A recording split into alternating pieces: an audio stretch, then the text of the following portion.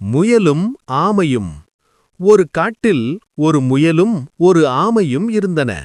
முயல் எப்போதும் தன்னை மிகவும் வேகமானது என்று பெருமைப்பட்டுக் கொண்டிருந்தது.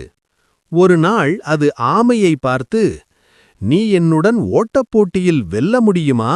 என்று கேலி செய்தது.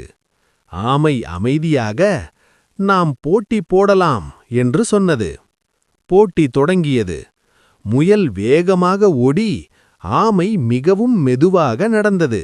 சிறிது தூரம் சென்ற பிறகு முயல் நினைத்தது, "இந்த ஆமை வர அதிக நேரமாகும், நான் கொஞ்சம் ஓய்வெடுக்கலாம்" என்று.